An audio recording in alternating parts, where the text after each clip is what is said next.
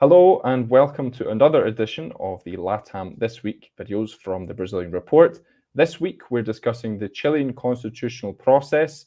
The draft is almost complete. We're approaching an exit referendum. What's going to happen next? That's what we're going to find out today.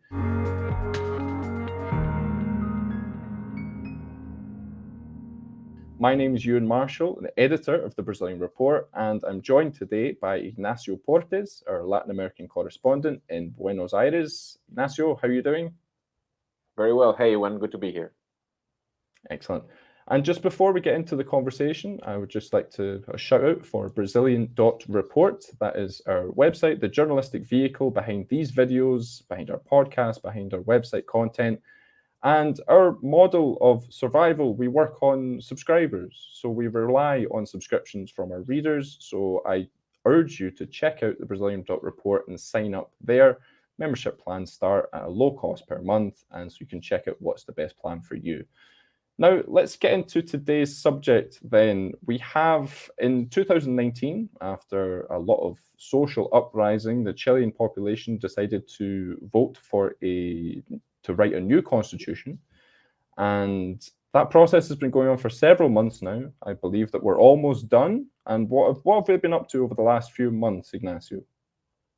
Well, we've been in the real meaty part of the discussion in the recent couple of months. First, we had many months of prior discussions on how to build the commissions, what the bureaucratic process of approval would be. But in the last 2 months, we've really seen the discussion on what the new constitution will be developed. We now have all the specifics on what the new political system would be, what the new healthcare system would be, what a new pension system would be, what the new courts would be, what the new Congress, and so on. All the key aspects of any constitution are now more or less settled, and we only have a few final details to go before the text goes to a referendum. We are just missing a preamble and what's called a harmonization process between all the articles that they voted to avoid repetitions and to make it cohesive between what one article says, that it doesn't contradict the other.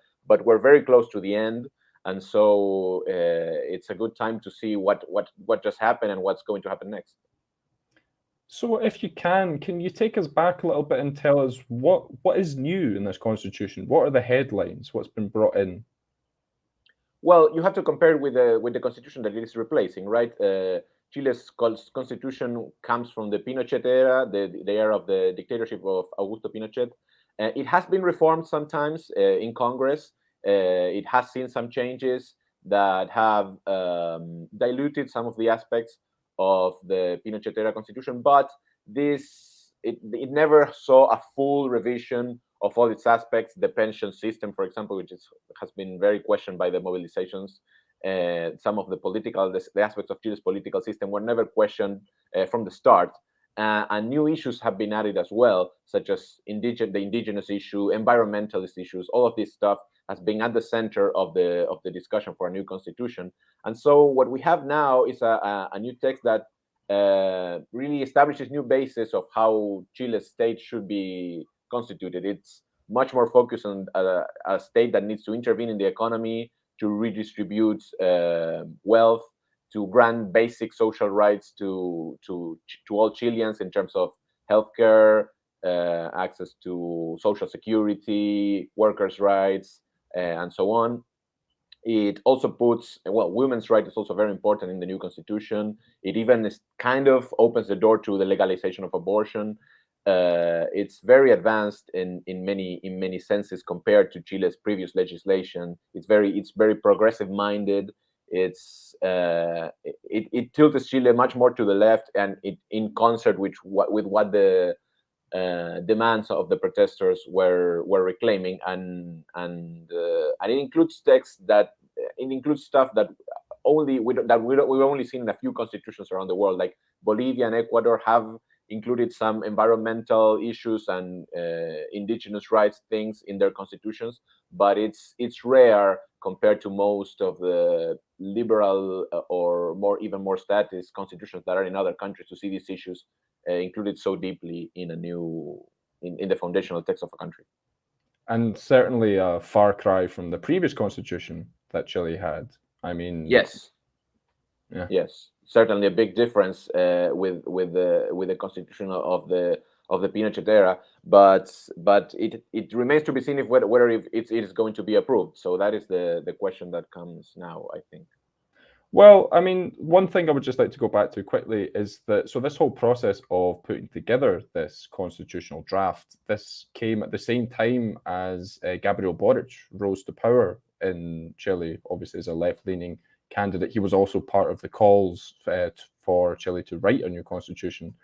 And so you mentioned that maybe this proposed constitution could push Chile to the left a bit, but is it that far to the left? I mean, how did that whole process work when they drafted the constitution? Who was Yeah, making the decisions? Who wasn't? yeah.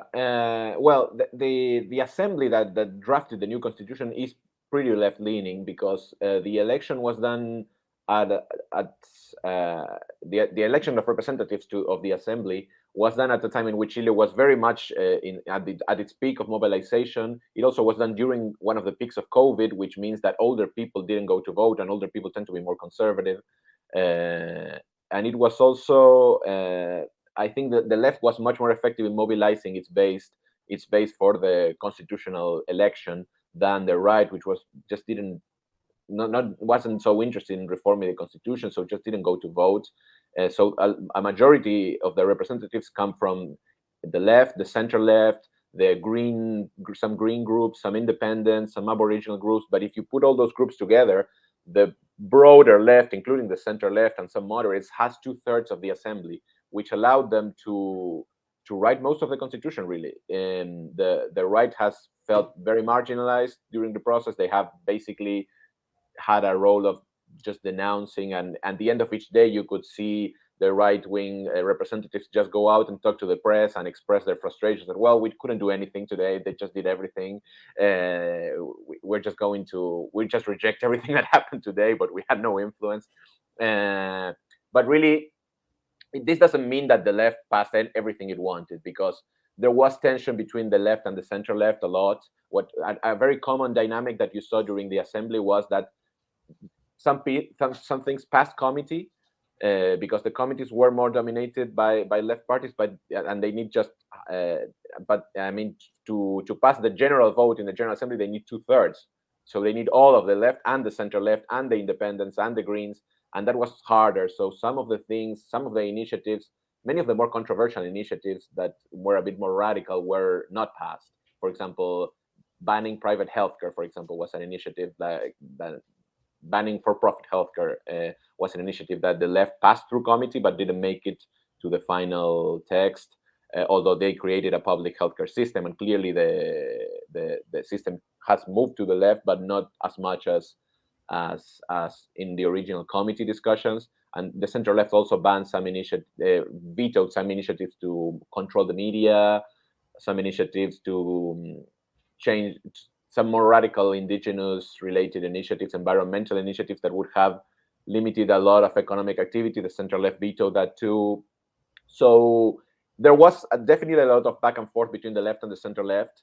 And so it's not truly accurate to say, as you see in some of the more right-wing Chilean newspapers, that this is a radical constitution that it just turns Chile into a students' assembly design communist autonomous dream.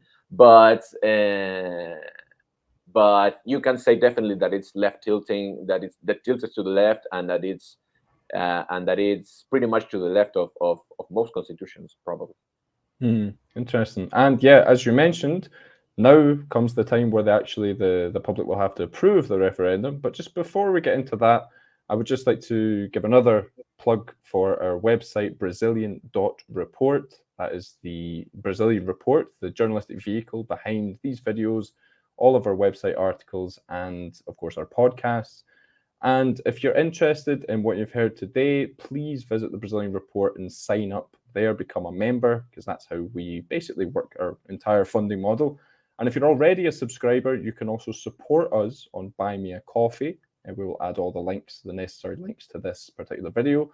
And Buy Me a Coffee have also launched a new membership scheme where if you become a regular supporter of the Brazilian Report, you will also receive a bunch of extra content like behind the scenes newsletters. You can get a shout out on our podcast.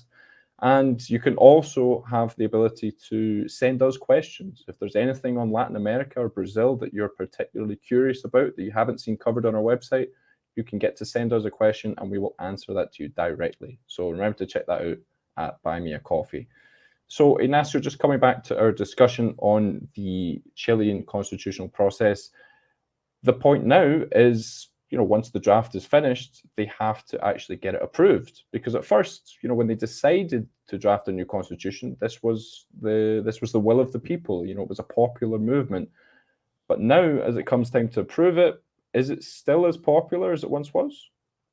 No, it's not, and that's what's changing Chile's political dynamics a lot in the last few weeks. What has happened is very quickly Boric's government has lost popularity from the time it got voted in. Governments tend to have a little bit of a honeymoon period in which their overall support is higher than the number of people that voted them because people give them the benefit of the doubt. But this disappeared very quickly for Boric, and it probably had a lot to do with. I mean, there was a bit of chaos in the government too, a little bit of inexperience probably showing in what they did. It's a very, very young government with a lot of inexperienced people, but probably the Constitutional Assembly per se had a lot to do with the loss of popularity of Boric's government. As we said, the Constitutional Assembly representatives are much more to the left than Chile's average voter.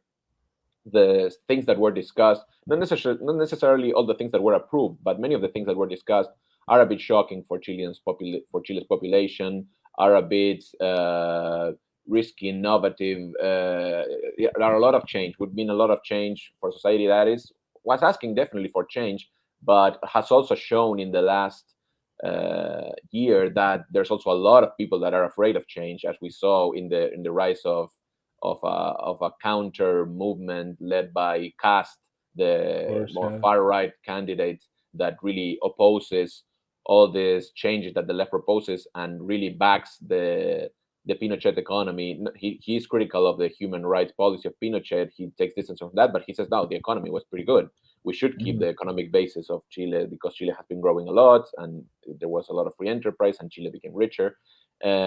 So there's clearly backlash also in terms of issues like such as crime and public protests, all the disruption that came with the process that led to the assembly is very much associated with Boric and with the more leftist people in the assembly, and the average Chilean probably doesn't want the same guys that were part of the protest that left a lot of broken of destruction in the city center of Santiago and so on, to be in charge of writing a new constitution. And also there's lots of fears in terms of what we'll do with the Aboriginal question in the south of the country. There's been a lot of violence there too. There's a lot of fear regarding, will the Mapuche conflict in the south get worse? Will the state be too weak to combat, to keep peace there? Will it be too weak in the north with immigration? In some issues, Chileans are still conservative, or many are. They're fearful of those issues: immigration, the Aboriginal question. They fear that the constitution could go too far in issues such as those, and so there is a disconnect a little bit between the assembly and the average voter. And there's also been a lot of scandals related to the assembly. There was a representative that it was proven that he was faking an illness, and he confessed in public. There was also representatives asking for the vote to be postponed because they were in the shower at the moment during the video conference to the vote, and saying, "Hey, please wait, I'm taking a shower." Those kind of we've all been there. We've all been there. Yeah, in the Zoom era, that can happen a lot. But that kind of thing has been blown out a lot as by the press, but showing these people are not professional, they are not serious, and And that coupled with some real more meaty policy discussions about what to do with very thorny, complicated issues in Chile right now, with views that are not in line with the average Chilean voter, has probably created a disconnect that is going to be definitely problematic for Boric. Boric has tried to moderate the assembly a little bit, has supported the candidates that respond to him have been voting with the center left more than with the left in some issues, because he has noticed that a very radical constitution will just not get passed.